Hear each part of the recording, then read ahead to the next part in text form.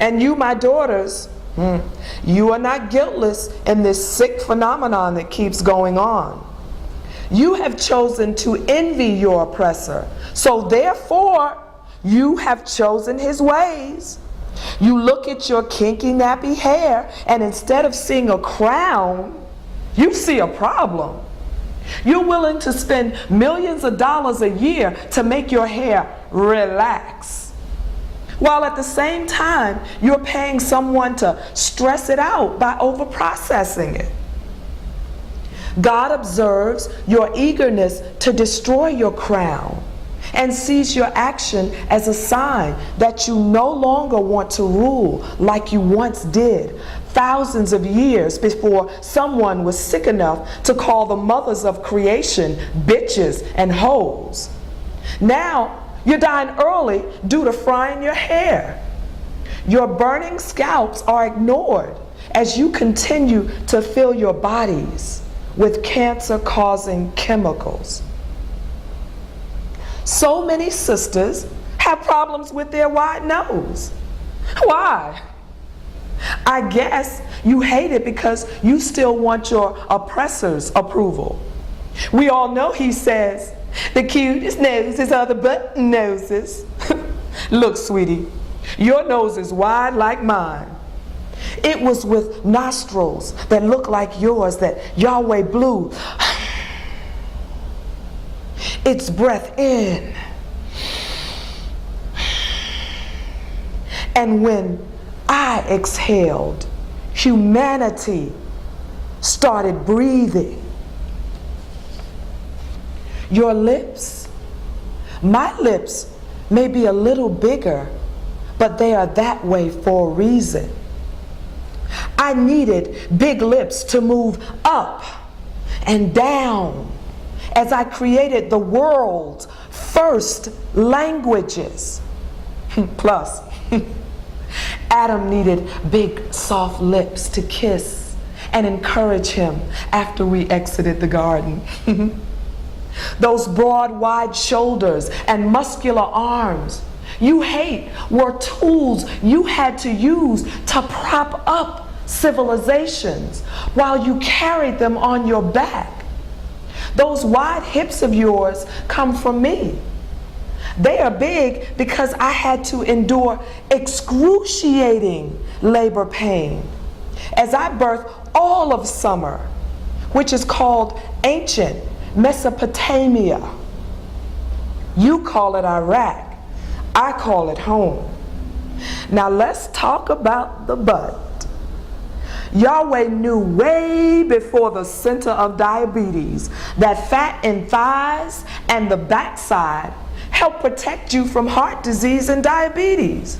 See, you needed the butt to help you survive all of the pain and bad food you had to consume since you've been in what's called the United States. Otherwise, you'd be extinct. And if it wasn't for your butt, society would be void of all the music which was created with the drum. You know, your butt was the inspiration for it, don't you? When they say the drum is traced back to the motherland, what they mean is it's traced back to the mother, which is me, and you are my oldest daughter. Look at your muscular thighs. I love watching you girls run. You run so fast. You're almost as quick as me. Way before Flojo blew your minds with her speed and beauty, it was me running up and down Pangea, playing hide and go seek with Cain and Abel. I could always find Abel hiding behind the tall grass on the shore of the Nile. The splashing of his chocolate feet always helped me find him. And Cain, he was always hiding behind a stack of rocks, trying to build something. One day, Cain made a mistake and he tried to build Yahweh something versus engaging I am in a relationship. When Abel sacrificed was received and Cain's was rejected. Cain lashed out at Yahweh and he slew his brother.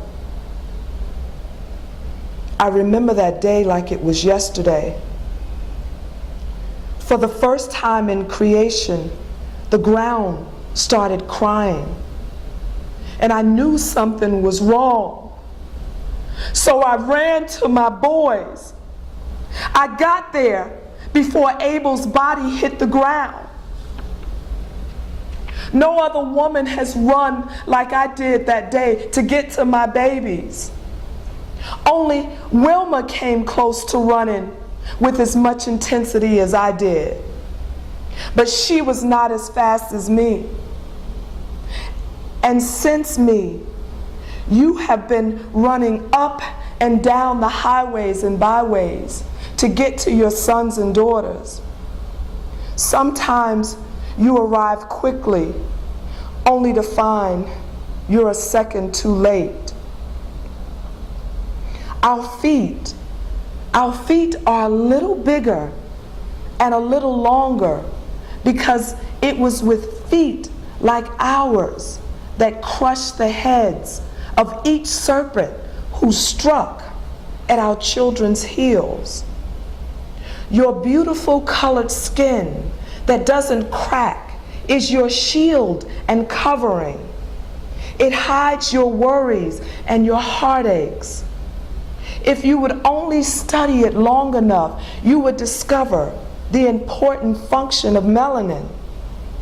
Every race comes from me, just as everything must come through you. Understand and love yourselves, my daughter, for who you really are. Because if you don't, you'll continue to die from the inside out.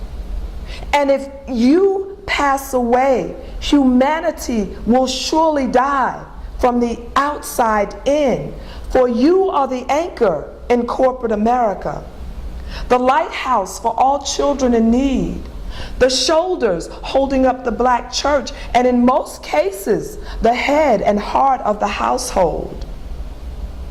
My daughters, hear me clearly. You are beautiful through and through.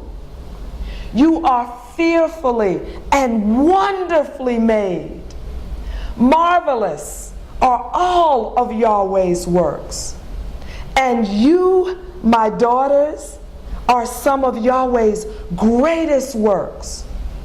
Remember, when you reject yourself, you are also rejecting the one who created you. Beloved, you are loved and equally hated because you're mama. Accept and embrace who you are so that the world can go back to following your lead, because everybody knows Mama knows best.